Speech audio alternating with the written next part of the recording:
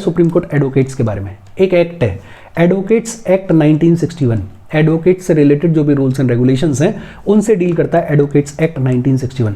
इस एक्ट के तहत दो क्लासेस या दो टाइप्स ऑफ एडवोकेट्स की बात की गई है। एक होता है सीनियर एडवोकेट्स, और जो भी सीनियर एडवोकेट हैं उनके अलावा जितने भी एडवोकेट्स हैं उनको बुलाया जाता है जूनियर एडवोकेट्स। सवाल यह आता है कि ये सीनियर एडवोकेट्स बनते कैसे हैं। बड़ा सिंपल सा तरीका है, चीफ जस्टिस ऑफ इंडिया या अदर जजेस के ओपिनियन में कोई भी ऐसा एडवोकेट है जिसके पास में एक्सेप्शनल लीगल एक्सपर्टीज है, जिसके पास में लॉ की बहुत अच्छी नॉलेज है, तो उसको डेजिग्नेट किया जा सकता है एज सीनियर एडवोकेट। बड़ा सिंपल सा तरीका, चीफ जस्टिस ऑफ इंडिया या फिर सुप्रीम कोर्ट के अदर जजेस या हाई कोर्ट के अदर जजेस के ओपिनियन में कोई भी एडवोकेट अगर ऐसा है कि उसके पास में बहुत एक्सेप्शनल लीगल एक्सपर्टीज है, उसके पास में लॉ की बहुत अच्छी नॉलेज है, तो उसको डेजिग्नेट किया जा सकता था एज सीनियर एडवोकेट। जिस भी एडवोकेट को सीनियर एडवोकेट के तरीके से डेजिग्नेट करना है उससे प्रायर कंसेंट लेनी पड़ेगी, उससे प्रायर सहमति लेनी पड़ेगी। सोल ग्राउंड सिलेक्शन का क्या है, नॉलेज एंड एक्सपर्टीज। लेकिन ये यूजुअली पैटर्न चलता था। इस पैटर्न से आपको समझ में आ रहा होगा कि इस पैटर्न पे कुछ क्रिटिसिज्म्स भी हैं, जैसे नेपोटिज्म का क्रिटिसिज्म है। बड़ा ओपेक सा सिस्टम है ना। अपन क्या कह रहे हैं कि चीफ जस्टिस ऑफ इंडिया या अदर जजेस के ओपिनियन में अगर कोई एडवोकेट इतना काबिल है कि उसको सीनियर एडवोकेट बनाया जा सकता है तो बना दो, कोई दिक्कत नहीं है। बट ओपिनियन में इसमें तो फेवरिज्म का बहुत सारा स्कोप है, और इन्हीं ग्राउंड्स पे इस पैटर्न को, इस सिस्टम को क्रिटिसाइज किया जाता था। अच्छा, अगर किसी भी एडवोकेट को सीनियर एडवोकेट बना दिया गया है तो उसके ऊपर कुछ रेस्ट्रिक्शंस भी लग जाती हैं, जैसे senior advocate is not permitted to appear without an advocate on record or any junior. किसी जूनियर एडवोकेट या एडवोकेट ऑन रिकॉर्ड के बिना सीनियर एडवोकेट अपीयर हो ही नहीं सकता। Senior advocate is refrained from drafting pleadings or affidavits before any court. किसी court के सामने एफिडेविट्स या प्लीडिंग्स को ड्राफ्ट नहीं कर सकते हैं senior advocates. Senior advocates can not accept directly from a client any brief or instructions to appear in any court. Court में अपीयर होने के लिए कोई भी इंस्ट्रक्शंस, कोई भी ब्रीफिंग क्लाइंट से डायरेक्टली नहीं ले सकते हैं senior advocates. Senior advocates can not file any pleading or draft an application by his own handwriting. अपनी खुद की हैंड राइटिंग में कोई भी प्लीडिंग या कोई भी एप्लीकेशन को ड्राफ्ट नहीं कर सकते हैं। और सीनियर एडवोकेट्स के ऊपर ये जिम्मेदारी है कि they must maintain the code of conduct. अच्छा, इसके रीजंस हैं कि अपनी हैंड राइटिंग में क्यों ड्राफ्ट नहीं कर सकते हैं, क्लाइंट से कोई इंस्ट्रक्शन या कोई भी ब्रीफिंग डायरेक्टली क्यों नहीं ले सकते हैं। बट अपन लॉ नहीं पढ़ रहे हैं, अपने को यूपीएससी एग्जाम के पर्सपेक्टिव से पढ़ना है, तो उतना डिटेल में जाने की जरूरत नहीं है। इंपॉर्टेंट इसमें है इंदिरा जयसिंह केस। एक तो इंपॉर्टेंट इसलिए है कि पूछ लें बाई चांस कि ये जो एडवोकेट्स हैं इनसे रिलेटेड जो बड़ा पॉपुलर केस है, जो सबसे इंपॉर्टेंट केस है, वो कौन सा है, इंदिरा जयसिंह केस।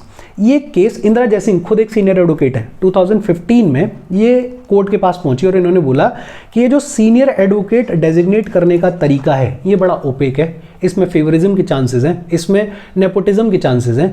भाई ओपिनियन पे सारा काम चल रहा है। तो इंदिरा जयसिंह केस कोर्ट में पहुंचा, और इंदिरा जयसिंह केस पे जब सुनवाई हुई तो 2017 में वर्डिक्ट आया, और 2017 के वर्डिक्ट में ये बोला गया कि एक तो परमानेंट कमेटी बनाई जाएगी। ये जो सीनियर एडवोकेट डेजिग्नेट करने के लिए एक परमानेंट कमेटी बनाई जाएगी, 5 मेंबर की कमेटी। और इस 5 मेंबर की कमेटी में चेयरपर्सन होंगे chief justice of India. Chief justice of India के साथ साथ 2 सीनियर मोस्ट जजेस होंगे, उनके अलावा अटॉर्नी जनरल ऑफ इंडिया होंगे, और 5वें इंसान होंगे इसमें बार के एक मेंबर। सीनियर एडवोकेट डेजिग्नेट करने के लिए वर्डिक्ट में ये बोला गया कि एक तो परमानेंट कमेटी बनाई जाए 5 मेंबर की, दूसरा बोला गया कि एक परमानेंट सेक्रेटरीट स्टैब्लिश करो, और इस सेक्रेटरीट में जो भी ऑफिसर्स हैं, जो भी लोग बाग हैं, वो एक काम करेंगे कि किसी भी एडवोकेट को अगर कंसीडर किया जा रहा है सीनियर एडवोकेट के तरीके से डेजिग्नेट करने के लिए, तो उससे रिलेटेड डेटा, उसने क्या अच्छा काम किया है, क्या खराब है, वो सारी चीज़ें इकट्ठा करना। और तीसरा, इस जजमेंट में प्रॉपर प्रोसीजर, प्रॉपर असेसमेंट का क्राइटेरिया ले डाउन कर दिया गया। किसी भी एडवोकेट को अगर सीनियर एडवोकेट की तरह से डेजिग्नेट करना है तो उसके लिए क्या प्रोसीजर होगा, क्या असेसमेंट का क्राइटेरिया होगा, वो ले डाउन कर दिया। तो एक क्वेश्चन तो ये बनता है कि सीनियर एडवोकेट्स के डेजिग्नेशन या एडवोकेट्स को डेजिग्नेट करने के लिए जो एक बहुत इंपॉर्टेंट केस है वो कौन सा है, इंदिरा जयसिंह केस है। 2015 में इसको लेकर आई थी इंदिरा जयसिंह, और 2017 में इसका वर्डिक्ट आया। और इस जजमेंट में बोला गया कि एक तो परमानेंट कमेटी होनी चाहिए 5 मेंबर की, जिसके चेयरपर्सन है चीफ जस्टिस ऑफ इंडिया। एक परमानेंट सेक्रेटरीट एस्टेब्लिश करो, और फिर प्रोसीजर क्या होगा, असेसमेंट क्राइटेरिया क्या होगा, वो ले डाउन कर दिया गया। अच्छा, 2017 में वर्डिक्ट आ गया। 2023 में इंदिरा जयसिंह फिर से पहुंची और उन्होंने बोला कि नहीं, अभी भी इस सिस्टम में कुछ ओपेकनेस है, अभी भी इस सिस्टम में कुछ रिफॉर्म्स की ज़रूरत है। तो फिर नए गाइडलाइंस इशू किए गए और अब जो नए गाइडलाइंस हैं वो क्या कह रहे हैं कि किसी भी एडवोकेट को अगर सीनियर एडवोकेट के तरीके से डेजिग्नेट करना है तो उसकी मिनिमम एज होनी चाहिए 45 ईयर्स। मिनिमम एज कितनी होनी चाहिए? 45 ईयर्स। लेकिन हाँ, एक्सेप्शंस दे दिया कि ये जो एज लिमिट है इसको रिलैक्स किया जा सकता है अगर जो परमानेंट कमेटी जो अभी अभी इस जजमेंट के अंडर बनी है, अगर ये परमानेंट कमेटी को लगता है कि कोई एडवोकेट इतना काबिल है कि उसको बनाया जाना चाहिए सीनियर एडवोकेट, तो इस एज क्राइटेरिया को रिलैक्स किया जा सकता है। अगर चीफ जस्टिस ऑफ इंडिया को ऐसा लगता है तो भी एज क्राइटेरिया को रिलैक्स किया जा सकता है। या फिर सुप्रीम कोर्ट का कोई जज ये बोल रहा है कि भाई ये जो एडवोकेट है ये काबिल है, एज को भूलो, इसको डेजिग्नेट करो, तो भी किया जा सकता है। मतलब जो जनरल रूल है वो क्या है कि मिनिमम एज होनी चाहिए 45 ईयर्स, लेकिन एज को रिलैक्स किया जा सकता है अगर कमेटी चाहे तो, चीफ जस्टिस ऑफ इंडिया चाहे तो, या सुप्रीम कोर्ट का कोई जज चाहे तो। अच्छा, पूरा एक प्रोसेस है, नंबरिंग सिस्टम है, पॉइंट सिस्टम है। किसी भी एडवोकेट को अगर सीनियर एडवोकेट डेजिग्नेट करने के लिए कंसिडर किया जा रहा है तो एक पूरा पॉइंट सिस्टम है। उस पॉइंट सिस्टम में कुछ बदलाव किया गया, जैसे पब्लिकेशंस, जो भी एडवोकेट्स हैं उन्होंने कोई इंटेलेक्चुअल लेक्चर दिया किसी कॉलेज में जाके, किसी स्कूल में जाके, या किसी सेमिनार में कोई लेक्चर दिया, कुछ पब्लिश किया, कुछ बोला, उस पब्लिकेशंस के पहले जो मार्क्स मिलते थे वो मिलते थे ओवरऑल में से 15, अब उनको कम कर दिया गया और कर दिया गया सिर्फ 5 नंबर। किसी एडवोकेट से रिलेटेड जो भी रिपोर्टेड एंड अनरिपोर्टेड जजमेंट्स हैं, एक लॉ रिकॉर्ड होता है, उस लॉ रिकॉर्ड में जो भी रिटन जजमेंट्स होते हैं उनको बोलते हैं रिपोर्टेड, और जिनको अभी तक पब्लिश नहीं किया गया उनको बोलते हैं अनरिपोर्टेड जजमेंट्स। उतना डिटेल में जाने की जरूरत नहीं है, लेकिन हाँ, रिपोर्टेड और अनरिपोर्टेड जजमेंट्स का जो वेटेज है वो अब इंक्रीज कर दिया गया। पहले होते थे 40 पॉइंट्स, अब कर दिए गए 50 पॉइंट्स। ये अपन बेसिक बातचीत कर रहे हैं, इसमें बहुत सारी चीजें हैं। जैसे जब डेजिग्नेट करने की बारी आएगी तो ओपन वोटिंग होगी, मतलब ये जो कमेटी है वो ओपन वोटिंग करेगी। जैसे इसमें यह भी बोला गया कि 10 ईयर्स का एक्सपीरियंस होना चाहिए, और 10 ईयर्स के बाद जैसे जैसे एक्सपीरियंस चेंज होता जाएगा, बढ़ता जाएगा, उसके हिसाब से पॉइंट सिस्टम में भी कुछ चेंजेस किए जाएंगे। बहुत सारी चीज़ें हैं, अपने को बस 2-3 चीज़ें याद रखने की ज़रूरत है कि एक तो एडवोकेट से रिलेटेड जो केस है वो सबसे इंपॉर्टेंट केस कौन सा? इंदिरा जयसिंह केस है। इंदिरा जयसिंह केस में एक परमानेंट कमेटी को स्टैब्लिश कर दिया गया है, 5 मेंबर की कमेटी है जिसके चेयरपर्सन है चीफ जस्टिस ऑफ इंडिया। एक परमानेंट सेक्रेटरीट स्टैब्लिश कर दिया गया है और प्रोसीजर और असेसमेंट क्राइटेरिया भी बता दिए गए। जो कुछ चेंजेस 2023 में किए गए, मिनिमम एज बता दी गई है 45 ईयर्स, लेकिन इसको रिलैक्स किया जा सकता है। एक्सपीरियंस की अपन बात कर रहे हैं, 10 साल के एक्सपीरियंस की बात करते हैं। ओपन वोटिंग का सिस्टम है यहाँ पे। पब्लिकेशंस के लिए जो मार्किंग है वो कम कर दी गई है, पहले 15 थी, अब 5 कर दी गई है। और एडवोकेट से रिलेटेड जितने भी रिपोर्टेड एंड अनरिपोर्टेड जजमेंट्स हैं उनका वेटेज बढ़ा दिया गया है। कितना कर दिया गया है वो इंपॉर्टेंट नहीं है, लेकिन फिर भी पहले 40 था, अब 10 पॉइंट बढ़ा दिए गए, अब कर दिए गए 50 पॉइंट। प्रॉपर इंटरव्यू वगैरह होता है, उसके बाद में इनको डेजिग्नेट किया जाता है, ऐसे ही सिस्टम नहीं चल रहा है। ये बेसिक बात है सीनियर एडवोकेट को लेके। दूसरा एक होता है एडवोकेट ऑन रिकॉर्ड्स, और ये वो एडवोकेट्स हैं, सुप्रीम कोर्ट के सामने कोई भी डॉक्यूमेंट आपको फाइल करना है, कोई भी मैटर आपको फाइल करना है, तो वो कौन फाइल कर सकता है? Advocates on record. Only these advocates are entitled to file any matter or document before the Supreme Court. अगर किसी पार्टी को, जो भी केस में पार्टीज होती हैं, अगर किसी पार्टी को सुप्रीम कोर्ट के सामने अपीयर होना है तो अपीयरेंस भी कौन फाइल करेगा? Advocates on record. एक हो गए सीनियर एडवोकेट्स, कुछ हो गए एडवोकेट ऑन रिकॉर्ड, और बाकी के जो बचे कुछ हैं वो सब होते हैं अदर एडवोकेट्स। बेसिकली ऐसे एडवोकेट्स जो कि एनरोल्ड हैं, जो कि रजिस्टर्ड हैं into the state bar council, उनको अपन बोल देते हैं अदर एडवोकेट्स। ये जो अदर एडवोकेट्स हैं, they can appear and argue any matter on behalf of party in the supreme court. ये सुप्रीम कोर्ट में अपीयर हो सकते हैं, किसी पार्टी के लिए केस को आर्ग्यू कर सकते हैं, but they are not entitled to file any document और मैटर बिफोर द कोर्ट। अगर कोई भी डॉक्यूमेंट फाइल करना है, कोई भी मैटर फाइल करना है कोर्ट के सामने, तो वो कौन करता है? Advocates on record. और ये होगा सुप्रीम कोर्ट के एडवोकेट्स। हालांकि उतना ज़्यादा इंपॉर्टेंट नहीं है, लेकिन जो चीज़ें न्यूज़ में रहती हैं उनसे अपडेटेड रहो। जैसे सीनियर एडवोकेट से रिलेटेड इंदिरा जयसिंह केस, उसके बारे में जानकारी रखो, और बाकी बहुत ज़्यादा टेंशन लेने की ज़रूरत है नहीं। अच्छा, इसके बाद अपन बात कर रहे हैं सुप्रीम कोर्ट ऑफ इंडिया और सुप्रीम कोर्ट ऑफ यूएस के कंपैरिजन के बारे में। देखो, हमारे सुप्रीम कोर्ट का ओरिजिनल जुरिसडिक्शन सिर्फ फेडरल केसेस से डील करता है, हमने बात की हुई है। सेंटर स्टेट या स्टेट स्टेट के बीच में कोई डिस्प्यूट होता है तो वो ओरिजिनल जुरिसडिक्शन का हिस्सा है। यूएसए का जो सुप्रीम कोर्ट है वो फेडरल केसेस से तो डील करता ही है, साथ ही साथ नेवल फोर्सेस के कोई केसेस हैं, मैरीटाइम एक्टिविटीज़ के कोई केसेस हैं, एम्बेसडर से रिलेटेड कोई भी केसेस हैं, वो भी इसके ओरिजिनल जुरिसडिक्शन में आते हैं। एक डिफरेंस, हमारे सुप्रीम कोर्ट के पास में एडवाइजरी जुरिसडिक्शन है, अपन ने पढ़ा हुआ है article 143। Supreme court of US के पास में कोई भी एडवाइजरी जुरिस्डिक्शन नहीं है। हमारे सुप्रीम कोर्ट के पास में जो एपेलेट जुरिस्डिक्शन है उसमें कॉन्स्टिट्यूशनल केसेस भी आते हैं, उसमें सिविल केसेस भी आते हैं, उसमें क्रिमिनल केसेस भी आते हैं। इनफैक्ट स्पेशल लीव की भी फैसिलिटी है। अगर सुप्रीम कोर्ट चाहे तो परमिशन देके किसी भी मैटर के लिए, किसी भी कोर्ट के किसी भी केस के लिए अपील की परमिशन दे सकता है। लेकिन यूएसए का जो सुप्रीम कोर्ट है वहाँ पे जो अपीलेट जुरिस्डिक्शन है वो सिर्फ कॉन्स्टिट्यूशनल केसेस में लाई करता है। बिकॉज अपन आगे देख ही रहे हैं कि जो यूएस में जुडिशरी है वहाँ पे फेडरल कोर्ट्स अलग हैं और स्टेट के लिए कोर्ट्स जुडिशरी अलग है। हमारे यहाँ पे इंटीग्रेटेड जुडिशरी है। तो वहाँ जो अपीलेट जुरिस्डिक्शन है वो सिर्फ कॉन्स्टिट्यूशनल केसेस में लाई करता है, सिविल क्रिमिनल केसेस वगैरह में लाई नहीं करता है। इनफैक्ट वहाँ पे कोई भी स्पेशल लीव जैसी कोई पावर है ही नहीं। ऐसा कोई नहीं है कि सुप्रीम कोर्ट ऑफ यूएस बोल दे कि हाँ हम कोई भी केस सुन सकते हैं, आपकी स्पेशल परमिशन है। स्पेशल लीव जैसी कोई चीज़ है ही नहीं। हमारे यहाँ पे जो जुडिशियल रिव्यू का स्कोप है वो थोड़ा रेस्ट्रिक्टेड है in comparison to supreme court of USA. Supreme court of USA का जो जुडिशियल रिव्यू का स्कोप है वो वाइड है। इसीलिए सुप्रीम कोर्ट ऑफ यूएसए को बड़ी पावरफुल बॉडी बोला जाता है। इनफैक्ट हमारे कोर्ट से भी ज़्यादा पावरफुल बॉडी बोला जाता है, क्योंकि वहाँ पर जो जुडिशियल रिव्यू का स्कोप है वो बहुत ही ज़्यादा वाइड है। सुप्रीम कोर्ट ऑफ इंडिया की अगर पावर्स, अगर जुरिस्डिक्शन को पार्लियामेंट बढ़ाना चाहे, एनलार्ज करना चाहे तो कर सकता है। सुप्रीम कोर्ट ऑफ यूएस का जो भी जुरिस्डिक्शन है, जो भी पावर्स हैं, वो उतनी ही है जितनी कॉन्स्टिट्यूशन में दी गई है, उनको बढ़ाया घटाया नहीं जा सकता। हमारे यहाँ पे इंटीग्रेटेड जुडिशरी है, मतलब टॉप पे सुप्रीम कोर्ट है, फिर हाई कोर्ट्स हैं और फिर सबऑर्डिनेट कोर्ट्स हैं। और ये जो इंटीग्रेटेड जुडिशरी है यही फेडरल और स्टेट लॉज दोनों को एनफोर्स करने का काम करता है। और सुप्रीम कोर्ट जो है वो इन लोअर कोर्ट्स पर निगरानी भी रखता है, ध्यान भी रखता है कि ठीक तरीके से काम करें। यूएस में सेपरेट जुडिशरी है, स्टेट के लिए, स्टेट लॉज के लिए अलग जुडिशरी और फेडरल लॉज के लिए अलग जुडिशरी। हमारे यहाँ पे procedure established by law follow किया जाता है और यूएस में due process of law follow किया जाता है। अच्छा, प्रोसीजर स्टेब्लिश्ड बाय लॉ क्या होता है, ड्यू प्रोसेस ऑफ लॉ क्या होता है, please let me know in the comment section. इस पे अपन ने बहुत ढंग से बात की हुई है और ये बेसिक डिफरेंस है। और इसके बाद अपन बात कर रहे हैं doctrines used by supreme court. और सबसे पहला डॉक्ट्राइन है डॉक्ट्राइन ऑफ सीवरेबिलिटी, जिसे अपन डॉक्ट्राइन ऑफ सेपरेबिलिटी भी बोलते हैं। डॉक्ट्राइन ऑफ सीवरेबिलिटी का सिंपल सा काम है सिटीजन्स के फंडामेंटल राइट्स को प्रोटेक्ट करना। लेकिन इसमें जो इंपॉर्टेंट है, जो समझने वाली बात है, वो ये है कि मान लेते हैं सरकार कोई कानून लेकर आई, कोई लॉ लेकर आई और इस लॉ में कुछ 10-15 प्रोविजंस हैं। इन 10-15 प्रोविजंस में से कोई 2 प्रोविजंस ऐसे हैं जो कि किसी फंडामेंटल राइट के साथ में इनकंसिस्टेंट हैं, जो कि किसी फंडामेंटल राइट को वायलेट करते हैं।